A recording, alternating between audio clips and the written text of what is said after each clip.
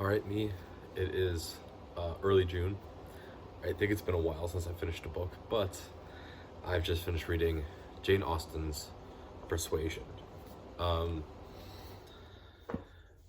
on Jane Austen herself, I have never, up to this point, never been a big fan of Jane Austen.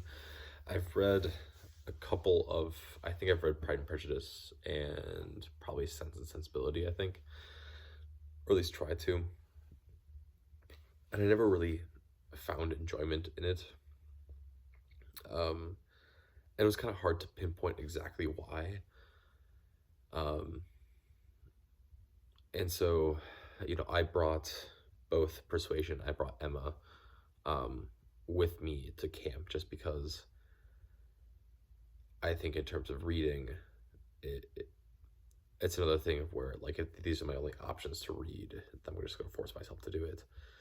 However, now that I've done a little bit more better research, this version of Persuasion has a couple different appendices and introductions that kind of help set the world that Jane Austen is writing in.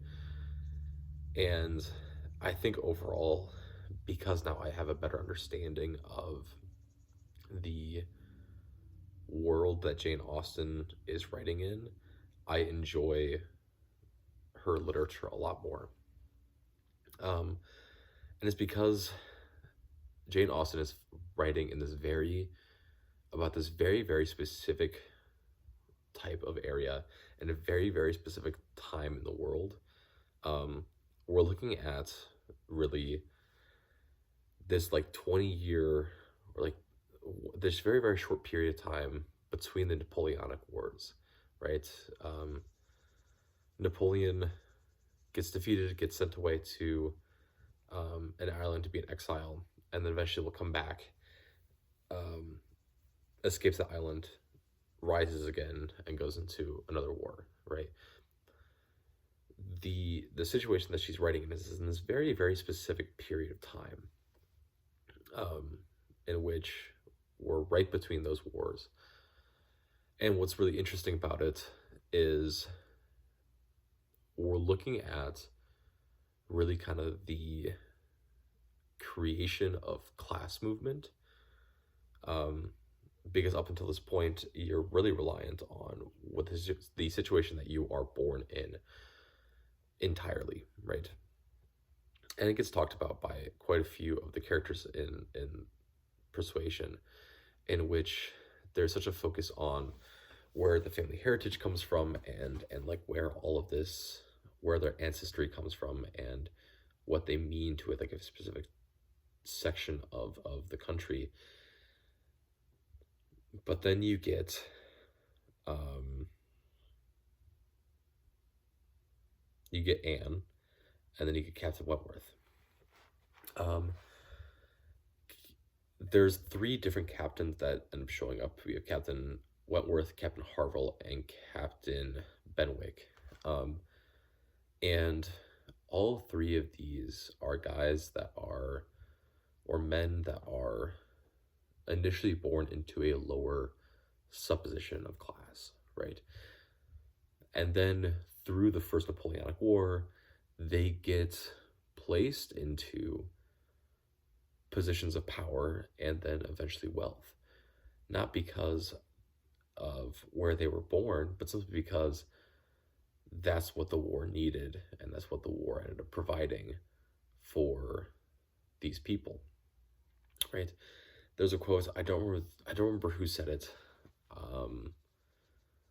but it's pretty early on in all of this, and it's basically this idea that like the wars have made men out of people who were never supposed to be it. It's just that general kind of idea, because it has, right? It's given wealth and it's given power to people that before this would have never have been given power. They would have been forced into apprenticeships. They would have been forced into basically just working the land, what we would consider everyday jobs, instead of being in a position of wealth and power.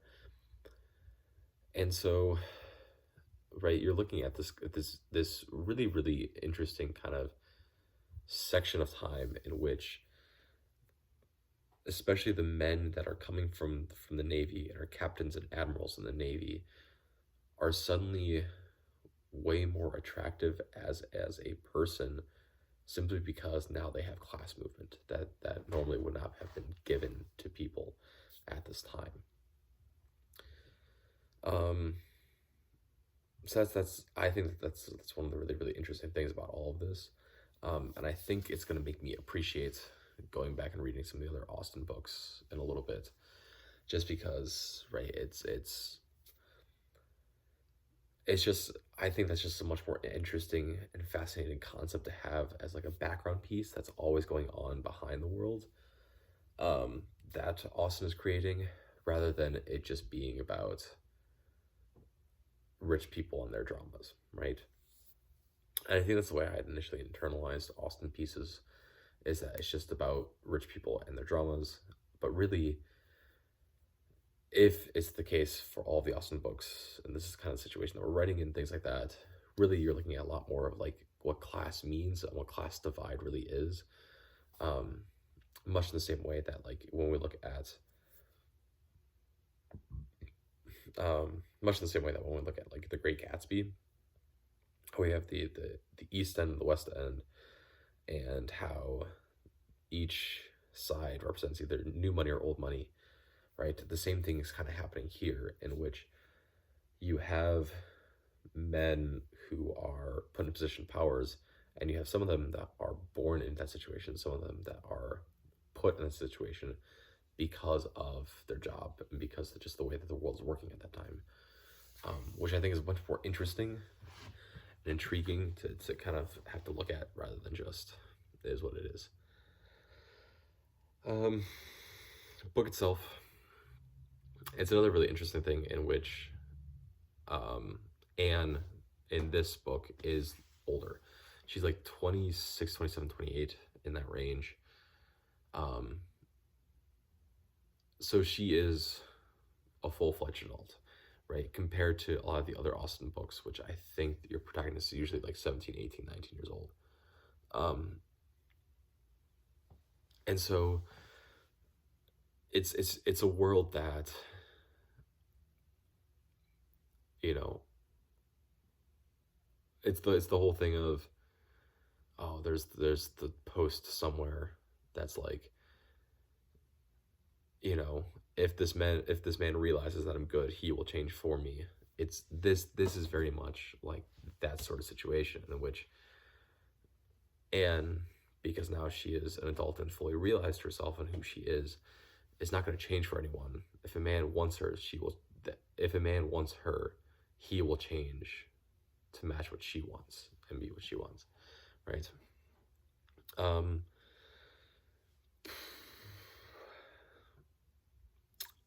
I think another interesting kind of piece of this is, we're kind of set up in this traditional kind of like love triangle that's not really a love triangle, because what you're looking at is like this idea that like Anne effectively has to kind of choose her battle. She gets to either choose the new money in Captain Wentworth, who is a little bit more of a risk in terms of her like longevity, right? Because he does not have an established family, he doesn't have this like old money coming through, and he's still in the military, he's still in the Navy. So if anything were to happen, well, he gets immediately whisked off, and she's left alone. But it's who Anne has more feelings for and more like true love for. That's her first option. That's the option she ends up going with. Her second option is with Mr. Elliot. Mr. Elliot is her cousin. Mr. Elliot has no redeeming like personal qualities about him. He is incredibly polite, and he is incredibly like, his manners are impeccable, but he uses people constantly for what they can do for him, rather than liking people and being with people. Um, but if Anne were to marry Mr. Elliot, he would be able to provide in a way that the whole family would might be better off for it, right? It would secure kind of an heir to the Kellynch estate. Um, it would allow Lady Russell. Lady Russell is one of Anne's friends, to kind of like get back this property that Lady Russell was supposed to have. That's out in the West Indies, which is the Caribbean. Um, you know, like the marrying of Mr. Elliot would be a setback for Anne, but for everyone else, it would be a step forward, right? And really, I think that's where the character growth is in this, right? We talk about like round and dynamic characters. Anne, for a lot of the novel, is, even though that she's an adult, and she is, I believe, the oldest of the girls for the Elliot family. Even though she's the oldest, she is the one that is seen and asked to do things but never heard. And just part of her personality, but also the way that her family just treats her, is just asked to do a whole bunch of stuff, without her necessarily voicing, or her voice never being fully understood or accepted by her family, right? So even though that she's supposed to be in this supposed position of power, she is simply not given that sort of respect, as a person, right? And a lot of it is based just a lot of like what the family's beliefs are, as well as like the neighbors and like the other families in the area. Beliefs of her are is that she will just do what is asked of her and what is needed of her, no matter what. And is asked to stay behind at Kellynch Estate, and Uppercross and things like that, not because she necessarily wanted to, but because it was the most convenient for everyone else, instead of moving to Bath. She is the one that's initially asked to stay with Louisa when Louisa gets injured, and Anne is asked to nurse Louisa. Just lots of those things where she's just asked to play a huge part of this without like having her own opinions about things voiced. But then at the end of all of it, she makes the decision that is based on what she wants rather than what is best for the family, right? Which is a huge, I think, character development for her, which is great, because even though that she is an adult at this point, and like a fully developed adult, we can still have that kind of growth in character and growth in what that means to be Anne Elliot, which is great. It's really nice. Yeah, yeah. Um, I still had the same difficulties with this book as I did with Wuthering Heights, and which is there's just a lot of names and a lot of characters, and with the way that I ended up reading this, in which it had to be very broken up, and it just took a long time to read because of the way camp schedule works. I certainly forgotten a lot of characters. I probably forgotten a lot of things that are probably important to talk about, which is unfortunate, right? But I think overall, it was a really nice read.